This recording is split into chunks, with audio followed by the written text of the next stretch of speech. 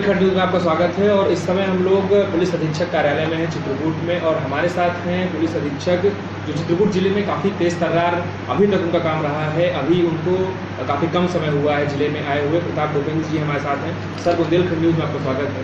और सर, ये बताइए कि इस समय किस प्रकार से कार्रवाई लगातार की जा रही है। देखने में आ रहा है कि लगातार प्रत्येक दिन कोई ना कोई डकैत पकड़ा जा रहा है, लगातार कई कार्रवाइयाँ हो रही हैं, तो किस प्रकार से चलाया जा रहा है?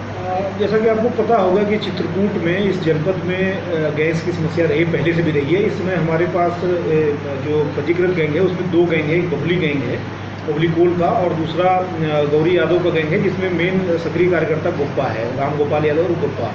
इन दोनों के लिए हम लोगों ने अलग स्ट्रेटजी बनाई है और उसके लिए अलग से हम लोगों ने टीमें गठित कर रही है। इनके द्वारा लगातार कार्रवाइयाँ की रही है। अगर इधर बीच आपने देखा होगा, अखबारों में भी चीज़ें गई हैं और मीडिया चैनल के थ्रू भी चीज़ें गई हैं। तो जो खास करके बबली गैंग है, उन्होंने काफ़ी आतंक मचा रखा था जंगल के क्षेत्र में। खास करके वो जंगल से बाहर जनरली नहीं आते थे, तो उनके ऊपर हमने काफ़ी प्रेशर क्रिएट किया है। इधर बीच खास करके इनका जो आर्थिक और सामाजिक धड़ा है उस पर हम लोगों ने कंसंट्रेट किया है।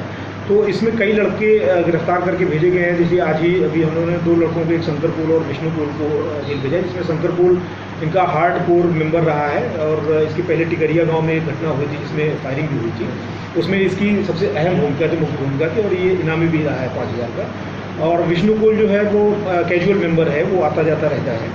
इसके पहले 2-3 मुठभेड़ें भी हम लोगों से हो चुकी कई जगहों पर। और इन लोगों ने जो अपना एक तंत्र बना रखा था, चूने के पहाड़ से कुछ चूना निकाल करके बेचते थे, उसमें भी हम लोगों ने अभी कुछ दिन 3-4 दिन पहले ही करीब 12 लोगों को गिरफ्तार किया, और उसमें चूने के लदे हुए इनके ट्रैक्टर वगैरह भी हम लोगों ने पकड़े। और इसके पहले एक सोनवा करके एक मेंबर था इनका, जो पहले तो गैंग में रहा था लेकिन बाद में इनके हेल्प के रूप में था, मतलब इनको सपोर्ट करता था, संरक्षण देता था, उसको हम लोगों ने पकड़ा। इसके पहले भी 2 लड़के और पकड़े गए थे। तो इस तरह इधर बीच कम से कम मुझे लग रहा है 20 लोगों की गिरफ्तारी हम लोगों ने इधर कुछ 20 दिन के अंदर में की है। और लगातार हम दबाव बनाए हुए हैं, और रोज़ कॉम्बिंग हो रही है, स्पेसिफिक कॉम्बिंग हो रही है, सूचनाओं पर कॉम्बिंग हो रही है, जिससे वो थोड़ा सा पैनिक है अभी। लेकिन उस पर प्रभावी कार्रवाई के लिए हम लोगों ने पूरी योजना और बना रखी है, जिस पे हम लोग अमल करेंगे। सर, लगातार ये सूचनाएं भी मिल रही थी कि नक्सलियों से इनके संपर्क हो सकते हैं, लेकिन ऐसा कोई खास इनपुट नहीं था। आप क्या कहेंगे इस पर, क्योंकि छत्तीसगढ़ और मध्य प्रदेश के जो बॉर्डर है उससे लोग चले जाते हैं? हाँ, ये है कि जो हमारा चित्रकूट का अगर आप जियोग्राफिकल लोकेशन देखेंगे तो वो एमपी से बिल्कुल सटा हुआ है। और कई ऐसे पहाड़ हैं या कई ऐसे जंगल हैं जो कि दोनों में कॉमन हैं। तो जनरली होता ये है कि जब भी दबाव बनता है, चाहे एमपी की तरफ से बने या हमारे तरफ से, तो ये लोग जो बॉर्डर होता है उसको क्रॉस कर जाते हैं बचने के लिए। लेकिन अभी तक की जो भी हमारी इन्फॉर्मेशन या इनपुट है उसमें कोई ऐसी बात नहीं है कि नक्सलियों से इनका संबंध हो गया है या ये उनके साथ मिलकर ऑपरेट कर रहे हैं। ऐसा कोई अभी तक हमारा इनपुट नहीं है किसी भी माध्यम से, इंटेलिजेंस के माध्यम से या जो हमारे अन्य संसाधन हैं, टेक्नोलॉजी है, उससे कहीं से भी ये इनपुट अभी नहीं मिला। बस ये है कि जब दबाव ज़्यादा बढ़ता है तो ये लोग एमपी की सीमा में प्रवेश कर जाते हैं। सर, लगातार जो मुठभेड़ें हुई हैं उसमें कई तरीके से भी कहा गया कि पहले रात के अंधेरे में डकैत भाग जाते थे, अब दिन के अंधेरे भाग जाते हैं। इस पर आप क्या कहना चाहेंगे? नहीं, एक आध घटना ऐसी हुई जो थोड़ा सा अच्छा और हो सकता था। खास करके टिकरिया गांव की ही मैं बात करूँगा। वहाँ पर डे लाइट में ही ऐसा हुआ था, लेकिन संयोग उसको कहिए, उस समय कुछ ट्रेन का भी उसमें मसला आ गया था, बिल्कुल सामने आकर के खड़ी हो गई थी क्रॉसिंग पे, जिसकी वजह से फोर्स को पहुँचने में थोड़ा सा टाइम हुआ था। लेकिन उसके बाद भी हम लोगों ने काफ़ी अंदर तक घुस करके उनके ऊपर फायर किया था और एनकाउंटर हुआ था, जिसमें ये लोग बाद में, एक बहुत गहरा नाला है वहाँ पर, करीब 70-80 फीट गहरा नाला है, उस नाले में ये लोग छुप गए थे। और लेकिन उसकी वजह से, उस एनकाउंटर की वजह से भी काफ़ी उन लोगों के ऊपर पैनिक क्रिएट हुआ।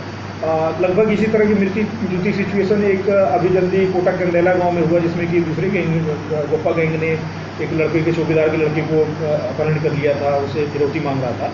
लेकिन उसमें भी बड़ी प्रभावशाली कार्रवाई हुई कि बिल्कुल टाइमली जाकर के पुलिस ने वहाँ पर फायर ओपन किया, जिसकी वजह से वो लोग भागे, और उसमें उनकी एक बंदूक भी हम लोगों ने बरामद की, और जिसको किडनैप जो था, अपहृत था, उसको हम लोगों ने सुरक्षित बचाया।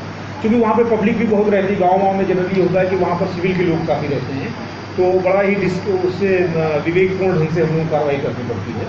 लेकिन इसके अलावा फिर हम लोग पूरे उस जंगल में भी कॉम्बिंग करवाया और काफ़ी 3-4 घंटे तक उसकी तलाश करवाई, तो उससे प्रेशर तो क्रिएट हुआ। अच्छा सर, अवैध खनन को क्या कहना चाहेंगे? क्योंकि अभी जिलाधिकारी महोदय से मुलाकात हुई थी, उन्होंने कहा था कि पकड़ बनाई जाएगी ऐसे लोग हैं, जैसे पहाड़ी का क्षेत्र हो गया या मऊ और बरगढ़ तरफ, ऐसे तमाम क्षेत्र। इस पर आपकी तरफ से क्या कुछ किया जा रहा है? इधर बीच तो जब से बालू खनन पे कोर्ट के द्वारा, माननीय कोर्ट के द्वारा रोक लगाई गई, तब से इस तरह की सूचनाएं कम आ रही हैं। अदरवाइज पहले बहुत ज़्यादा इस तरह के लोग बताते हैं सूचनाएं आती थी, लेकिन फिर भी जैसे जिलाधिकारी महोदय के द्वारा या मेरे द्वारा खुद भी जो इनपुट मिलता है उस पर तुरंत हम लोग कार्रवाई करते हैं। जो भी होता है उसको पकड़ के बंद करना और उसके ऊपर प्रभावशाली कार्रवाई। इसके अलावा हम लोगों ने कुछ लोगों को चिन्हित किया, खनन माफिया में भी पंजीकृत करके उनके ऊपर कार्रवाई करनी है। तो ये किसी को भी ये को नहीं दिया जाएगा, ढील दी जाएगी नहीं दी जाएगी कि वो इस तरह से अवैध खनन करें, जो भी प्रभावशाली कार्रवाई होगी। सर, अंत में कानून व्यवस्था को सुधारने के लिए जिस प्रकार से डिसीजन लिए जा रहे हैं, उस पर आप क्या कहना चाहेंगे कि ये लगातार बरकरार रहेगा या? हाँ, बिल्कुल ये बरकरार रहेगा और अच्छा होगा और अच्छा होगा। अब क्राइम के फ्रंट पे भी हम लोगों ने जो भी इस तरह के केसेस थे जो लंबे समय से अनवर्कआउट थे, उन केसेस पे भी हम लोगों ने काम किया है और ऑलमोस्ट सारे ही केसेस को हम लोगों ने वर्कआउट कर दिया एक आध को छोड़ करके। उस पर भी बहुत जल्दी हम लोग कर लेंगे, बिल्कुल सही और सेटिस्फैक्शन के साथ जो होता है उस तरह का वर्कआउट है। और लॉ एंड ऑर्डर के फ्रंट पे कोई बहुत बड़ी समस्या तो चित्रकूट जिले की नहीं है। थोड़ा सा बीच में कुछ चीज़ें हुई थी यहाँ पर करवी क्षेत्र में, लेकिन उन पर भी हम लोगों ने बैठ करके जो दो समुदायों का मामला था उन समुदायों के साथ बैठ करके हम लोगों ने उसको पूरी तरीके से सॉर्ट आउट किया है। दोनों पक्ष बिल्कुल सहमत हैं और संतुष्ट हैं।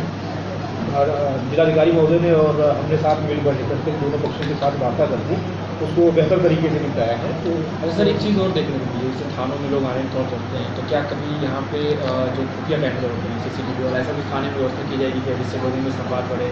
हाँ, इस तरह की मॉडर्नाइजेशन की चीज़ें होंगी, बिल्कुल होंगी।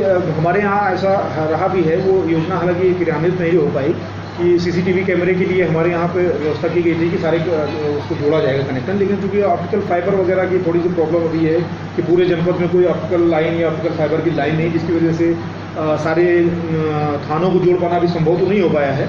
लेकिन वहाँ पर थानों में हम लोग कोशिश कर रहे हैं कि हर थाने में कम से कम थानाधीश के कमरे में या फिर जो आगंतुक कक्ष है उनको हम लोग जोड़ पाएँ, जिससे कि इस तरह की अगर कोई भी अभद्रता होती है, कोई दिक्कत आती है तो हम उस पर अटेंड कर सकें। और वैसे भी सबको सख्त हिदायत है कि जनता के साथ सरकार की जो मंशा है उसके अनुरूप अच्छा से अच्छा व्यवहार किया जाए। किसी सर, लगातार आपने कार्रवाई भी की है, लेकिन कुछ ऐसे मामले सामने आ रहे हैं जिसमें जिला बदर जो लोग खुलेआम गाँव में घूम रहे हैं, जिस पर कुछ आगे चल नहीं, जिला बदर के लिए देखिए हमारे यहाँ करीब 71-72 जिला बदर थे। उसके लिए हमने एक योजना बना रही थी, स्पेसिफिक टारगेट का मतलब हम जनरल में नहीं कहते कि जैसे अभियान चला दिया कि जिला बदर को पकड़ा जाए। हम नाम देते हैं, प्रत्येक थाने को प्रतिदिन का जो वो है लक्ष्य है वो दिया जाता है कि इस व्यक्ति को, जिला बदर को आप जा करके वेरीफाई करेंगे और हमें सूचित करेंगे कि क्या है।